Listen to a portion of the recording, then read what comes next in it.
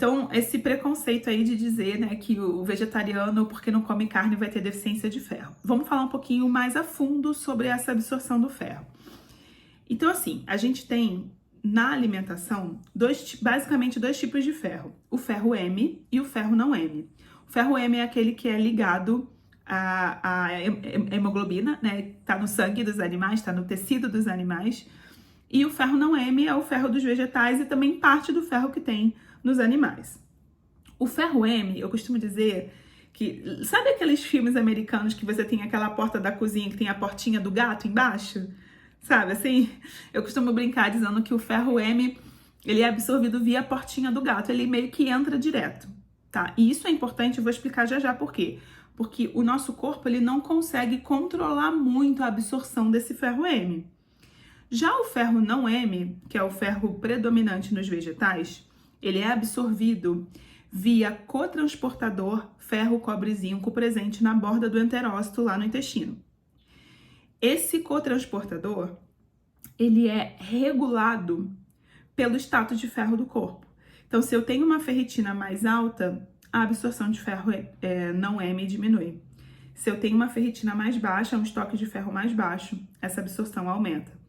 Em estados inflamatórios, onde a ferritina está alta, a absorção do ferro diminui. Então, o corpo não quer deixar entrar ferro demais, porque o ferro pode potencializar, né? Eu lembro que eu falei para vocês, o papel do ferro não é só ser parte da hemoglobina e transportar oxigênio, ele transporta oxigênio também em várias outras reações bioquímicas, em várias outras enzimas, etc.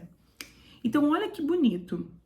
O nosso corpo, quando a gente consome o ferro via vegetais, ele é capaz de modular o quanto ele absorve, dependendo da nossa necessidade, dependendo do nosso estado inflamatório.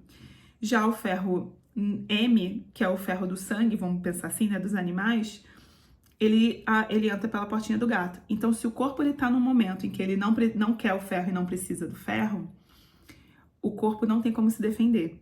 E é justamente por isso que a gente vê muitos estudos mostrando que o ferro M é mais inflamatório.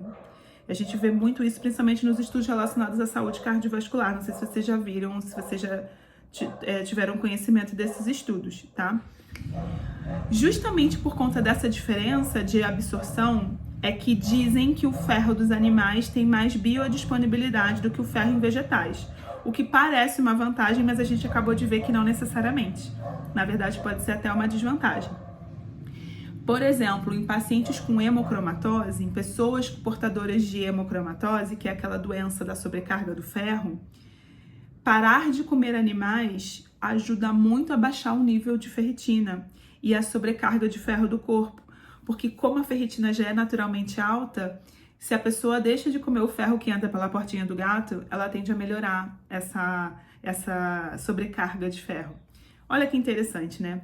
Então, eu sei que a maioria das pessoas fala que se você é vegano, você vai ter anemia porque você não come ferro. Isso não é verdade. A gente absorve sim ferro dos vegetais e muito pelo contrário. Esse tipo de absorção é muito mais saudável para o corpo porque o corpo é capaz de se regular do que a absorção do ferro M, que entra independente da nossa vontade.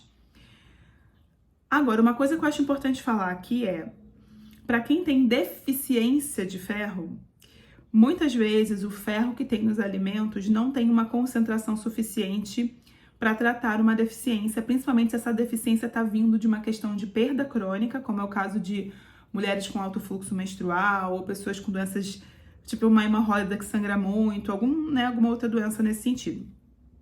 E se essa causa da deficiência do ferro é também relacionada a uma menor absorção do ferro, aí não tem jeito, não é com comida, é sempre com suplemento, porque a quantidade de ferro no suplemento, ela é muito mais alta do que de um alimento. A gente vai ver isso já já.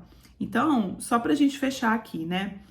Vamos quebrar um pouco esse mito de que quem não come animais vai ter anemia, né?